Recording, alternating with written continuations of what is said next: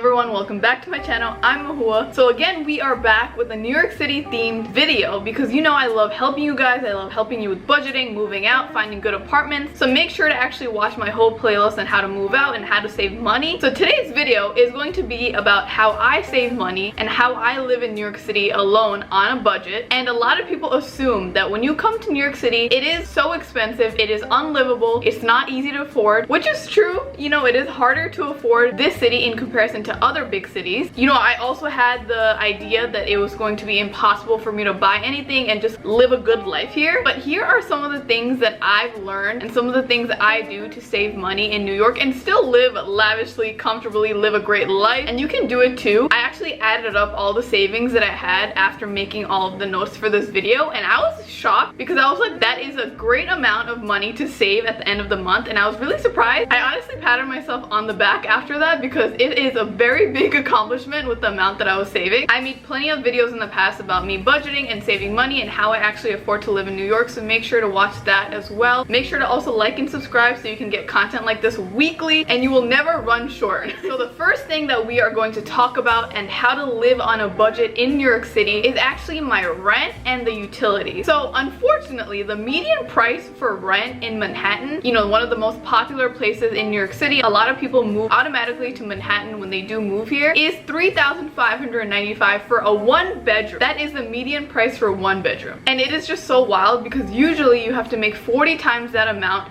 in your yearly salary, or even 70 times that amount. So that means you have to make close to $160,000 to $280,000 a year to even afford the median amount of rent, which is wild. It is so crazy for an average person to live in New York nowadays. Watch my apartment hunt video that I posted recently if you want some more insight on how much to pay and what documents you need and what the rent is like in New York. But the way that I save money, I'm pretty smart with this one, okay? I actually live in an area outside of Manhattan, but very close to Manhattan, like 10-15 minutes away, where I'm saving a lot more on rent and a lot more is included in my utilities. So how much I pay in rent for my studio apartment is a little bit over $1,700. So that means I save $1,892 every single month with just rent. And I promise you, I'm living good in my cute little apartment. I have my laundry, I have my elevator, I have things included in my apartment. I don't have to spend that much money. Something else that I save a lot of money on is utilities. Something that I've also noticed with apartments in New York City is that you usually have to pay another fixed price on top of your rent to just get water, gas, and any utilities that help you survive. So I've seen a lot of apartments that make you pay $100 to $200 on just gas or water, which is a little bit crazy because I feel like you're already paying such an outrageous amount just for rent. So a lot of things are already included in my rent. I don't have to pay for water, gas, or heat. That's already included in the $1,700. What I do have to pay for is Wi-Fi and electricity. So since I'm not spending extra money on top of the rent, I'm saving at least $100 to $200 every single month on just utilities. Something else that I save so much money on is transportation, because a lot of people, if they live in a building that has a parking garage and they have a car, they have to pay like $350 just to use that parking garage that's a part of their building. So luckily, I don't know if this is lucky, I don't have a car.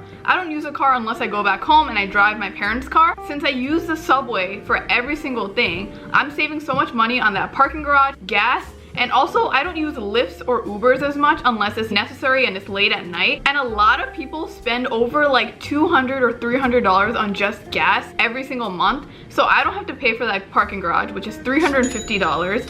I don't have to pay for gas, which is $200-ish or $150-ish. So I'm saving over $500 on just gas and the monthly parking garage space. But we didn't even account for the Ubers and Lyfts. So I use the subway almost every single day, and the subway is only $2.75, but after 12 rides, you start getting everything else for free in that week. So for example, if you're going to work 5 times a week, you're using the subway at least 10 times going back and forth. You only need about 2 more swipes to get things for free. So it really like saves you a lot of money at the end of the day. But if you're using a Lyft or an Uber, because of the traffic, because of how expensive Ubers, Lyfts, and taxis are nowadays, you have to pay at least like $20 or $30 to even get about like 15 minutes away from your destination. So if you are spending even like 2 Lyfts or 2 Ubers a week, you're spending about $240 plus a month. So imagine how much money you're saving if you just choose choose to bike everywhere with your city bike pass, or if you just take the subway. But if you must, make sure to support your taxi drivers because they are really struggling in Manhattan. They aren't getting as much business because the Uber and Lyft businesses are taking over. So if you do have to take that, that is a little bit cheaper. But if you have a car and you're using your garage and you're taking Lyfts everywhere as well, on top of that, you're spending over $700 a month. So try to refrain from that, you know, maybe take a little chill pill, try to take the subway for a little bit. It's really not that bad. Somewhere else that I save a lot of money is from not drinking and not going out to clubs and doing things like that, because New York City is really known for its nightlife, and because of that they really try to capitalize off of all the people that are drunk, all the people that are drinking, all the people that are partying. And I am over that phase. I don't drink at all, I don't go out like that, so I save a lot of money on that spectrum. When a lot of people go out, they usually go out on Fridays and Saturdays, and that's when these bars and clubs and places are really stacking up and taking your money, right? And the drinks in New York, they literally start at like $13, and that's minimum. Obviously if you get a beer or if you get a shot, it's a lot cheaper than that, but if you get like a cocktail, you really start stacking up, and the more drunk you get, the more money you spend without even realizing it. And if you are going clubbing, if you are trying to get into bars, it can go up to $30 to just get inside. For a cover charge, just like $15 to $30, or even higher depending on which bar or club you go to and which day of the week you go. So these prices are really wild. People are really going thinking they're going to have such a fun time, such a life experience that they can brag about, but really it's not that different from just a regular bar or regular club. So if you do want to save money in that spectrum, try to go somewhere that's more local or something that's smaller, because you don't have to go to big clubs and getting the big drinks and things like that. And also on top of that, a lot of people spend money on coffees and lattes and drinks before they go to work during their break time, which is a normal thing because obviously you need your caffeine sometimes. But what I've been doing is just making my coffee at home. First of all, to not get too anxious and get my blood pressure and heart rate really going, because sometimes a coffee from outside is just too much for me. Just saving more money at home by making it at home before I go outside. So I've noticed that in New York, the prices for coffee are crazy. I spent $8 on a latte the other day, and that was a small. That was literally a small size. So imagine how much you're spending at Starbucks or other coffee places because you're just buying it on the go. You're running late, you might as well just buy it. You're spending literally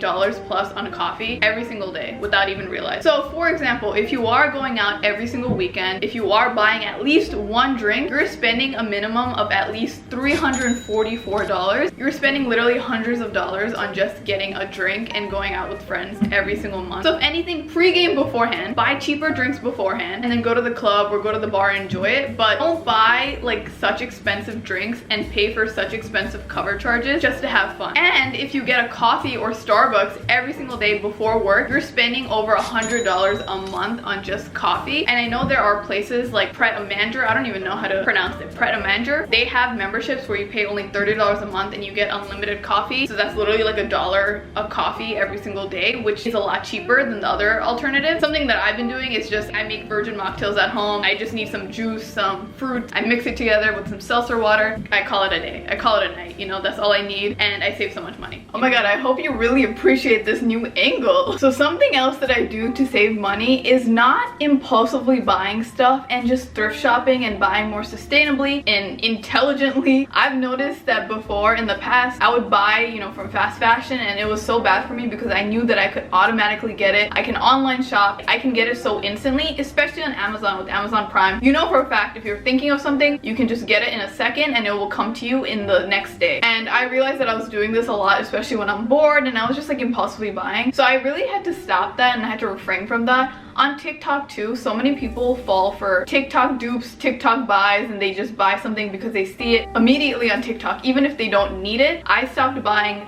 makeup. I already had so many things of the same kind. I just kept having an accumulation of different things of the same sort. So I stopped buying makeup. I stopped buying skincare stuff that I already had that was doing the same thing. I also don't really buy books. I think the library is so local. There are so many libraries everywhere in New York City. You do not have to buy books, especially if you're reading it one time. So I go to the library now for all of my books for the most part, and I save so much money on that. I love thrifting. I don't thrift every single month, but I thrift maybe like each season, every few weeks, every few months. So I save a lot of money on that, and I'm also giving these clothes a second home. So the average person spends over $300 on just shopping for random stuff, and I feel like I'm saving a lot of money from just thrifting and shopping smartly.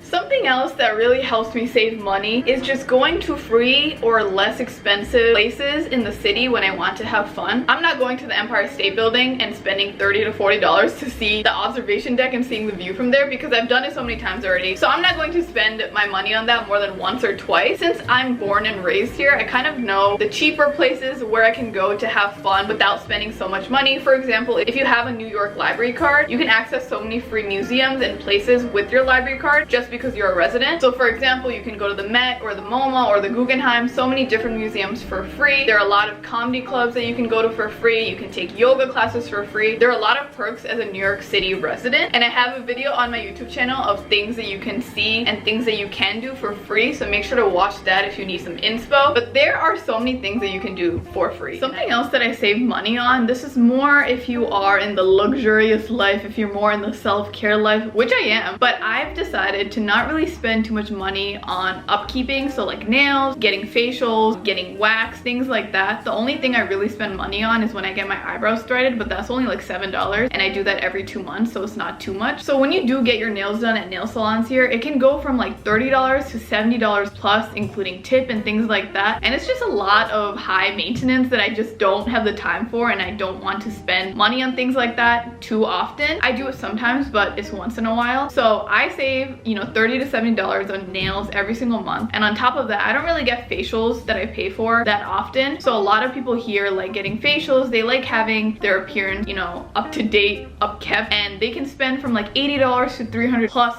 and it's a lot of money, especially if you're doing it every single month, if you're getting waxed every single month, if you're just taking care of yourself every single month. But a lot of these things you can DIY at home. You can just do it by yourself, you know? You don't have to get expensive hair care. I also don't do my hair outside. I do all of my hair stuff at home. So if you keep doing all of these things every single month and keep going outside, which is great once in a while, the money really starts racking up. So if I do get my nails done, I do it by myself at home. I either paint my own nails, or I'll just get press-ons, which is like $8. Or if I want to do something face related at home, I can just dermablade my own face. I have my face mask, I have my steamer, and a hair dye from a box is like $8 to $12. So on average, I'm saving about $110 to $370 plus by doing all this stuff at home. Another way that I think I save money is by having a ClassPass membership, where I pay around $50 to $80 a month to have a wide range of different classes like yoga, Pilates, cycling, boxing, everything that you can think of is all included. But if you want to save more money, you can obviously just buy like a program that you can do at home, where you buy that program once a month, or just that one-time purchase, and you can just work out from home. It's a lot cheaper. It can be like $20 or less, or a little bit more. I personally think that it's cheaper to have a ClassPass membership where it includes so many different things, instead of individually buying separate classes for each different workout thing that you want to do, because it can really start racking up. For example, yoga is like $50 to $150 a month if you want to buy it separately. Cycling is like $120 to $300 a month, or even boxing is like $150 to $200 plus to get classes or private classes. So with my membership, where I can kind of dabble in every single thing and do all of my interests together, I'm saving around $290 to $650 plus every single month. Something else that's also underneath the health umbrella is just going to cheaper grocery stores. So what I do is I just meal prep every single week, instead of just Grubhubbing or getting food from outside and just constantly eating from outside, because I think we don't realize that when we are working outside, we kind of just buy food for lunch and go out instead of just bringing food from home. And a lot of food here, one meal especially, is like at least $12. The other day I went to Chipotle and my meal was $19. I was shocked, because I was like, this Chipotle isn't even going to be like a leftover for later on. It's just one meal. So imagine you spending that much money every single day. It doesn't seem like that much in that day and in that time, but once you actually see how much it adds up to, you really are surprised and you're mad at yourself.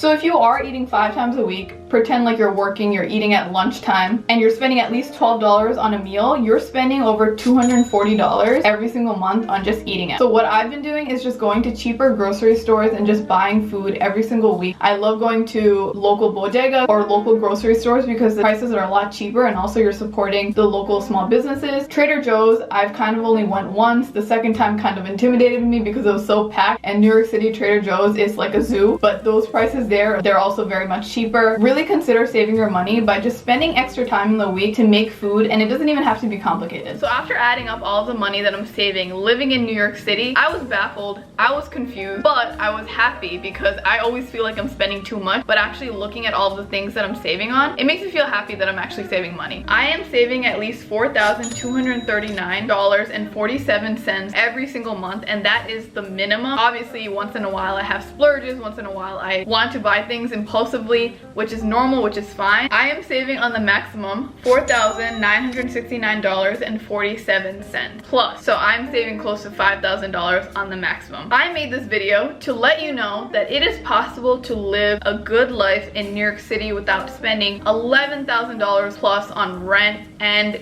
buying things to live here. It is completely possible for the average person to live here if you choose the right apartment in the right area, if you choose to, you know, not go out every single week and eat out every single week. I just wanted to give you some hope with this video, especially as a 24-year-old, especially someone living in New York City, the greatest and most expensive city alive. So I hope this video was helpful. Please make sure to watch the other videos in this playlist because I have a lot more tips. I also show you in some of my videos how to actually budget and how to actually put all of this information in different websites or apps to make it more organized for you. But let me know if you want more videos of this sort. Make sure to like and subscribe and follow along on this YouTube journey. I'm trying to get to 40,000 subscribers this year, and make sure to follow me on my Instagram and TikTok where I post content every single day. I love posting content, especially to help you guys. Make sure to listen to my podcast. It's called Difficult Dish. It has a lot of topics about different South Asian and POC narratives, and if you would like, I have a lot of art and apparel that you can check out on my website labyrinthav.com. I have apparel like this, I have art like that in the background. But thank you so much for watching. I love you guys so much, and I'll see you next week. Bye guys.